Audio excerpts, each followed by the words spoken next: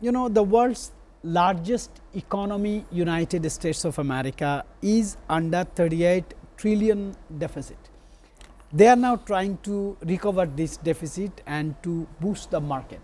Do you really think with ongoing so many wars, so many problems in the world, including Russia, Ukraine, Israel, Gaza, Israel, Iran and other small conflicts, the economy will be recovered? Because we have already seen the third largest economy of the world, Japan, is facing economic slowdown.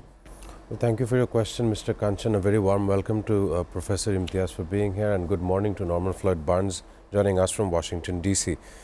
Actually, your question is more or less generalizing over the last 8 months of Donald Trump's administration and how far he has done to cut his $38 trillion deficit to the American economy. One might take notice that the defense budget of America is nearly $1 trillion, which is by far compared to the next 9 top countries together combined would make such a budget. So, of course, he must understand these escalatory facts across the entire globe. Many countries do share border disputes, and nonetheless, at this moment, we are yet to see what kind of a meeting Donald Trump shall have in Alaska with Vladimir Putin, leader of Russia, coming up this Friday, 15th August. However, one must understand that Donald Trump takes pride in the media as well. He uses the media in order to distract from the reality of certain instances. Let me point out, Donald Trump's DC crackdown is a political stunt that could take a dark turn. Of course, Trump has federalized the DC police force and using this crime emergency to justify a DC takeover. Of course, it shows how he has used civilian forces into his command, and I was hearing Norman Floyd Barnes saying that as the supreme seat of the country, he can do so, but such a situation does not or has not arrived, but he is using that as a way to distract the regular folk from something like the Epstein files. We've picked out on this matter many times.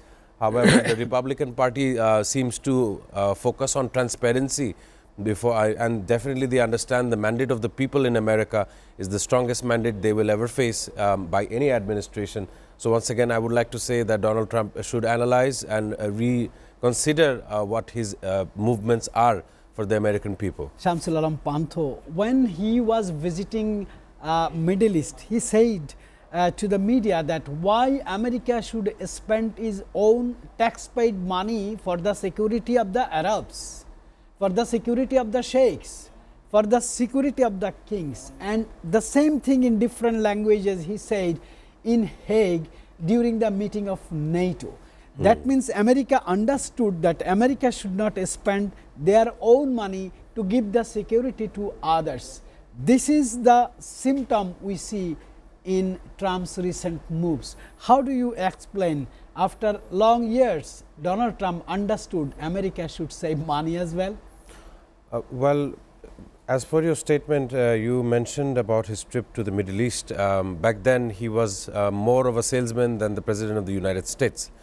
Why I say this is because of the numerous deals he struck with all the Middle Eastern nations, especially with Qatar and the entire Air Force One, trying to be a new Air Force One airplane for the United States of America. However, as for now, my only comment would be that I wouldn't nominate him for a Nobel Prize because he arrives at a ceasefire, but that's the end of it.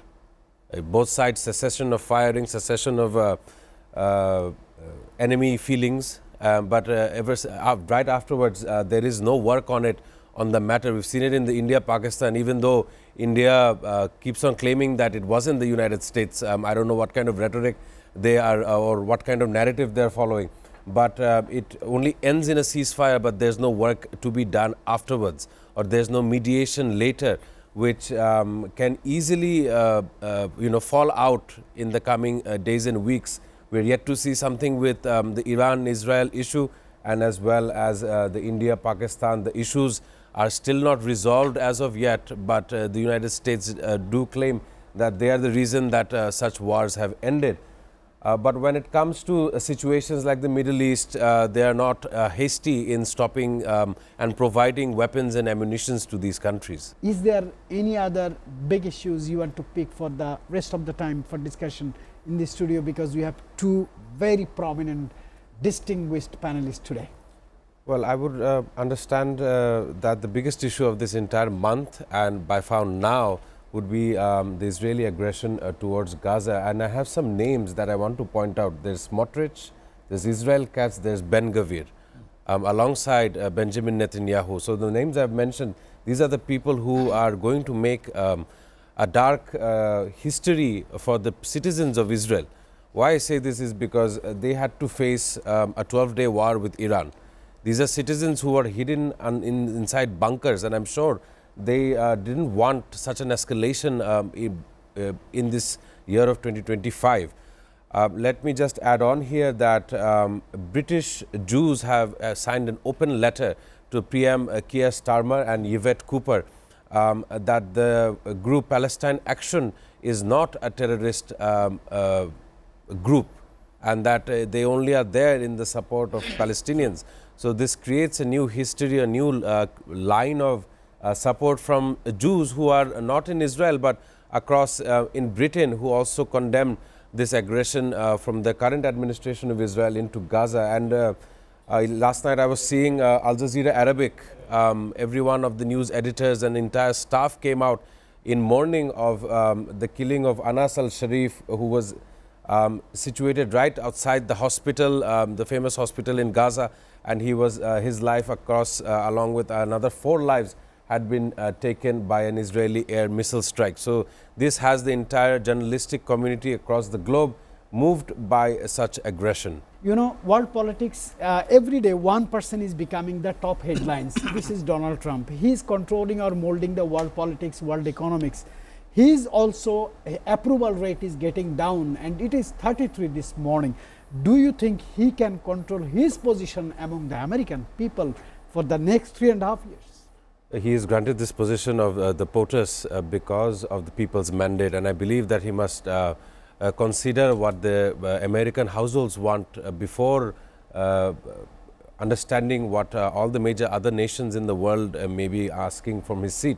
But of course, as you said, his approval ratings are taking a slump, and I believe that he should once again understand his own citizens of America who have placed him on the seat of President of the United States.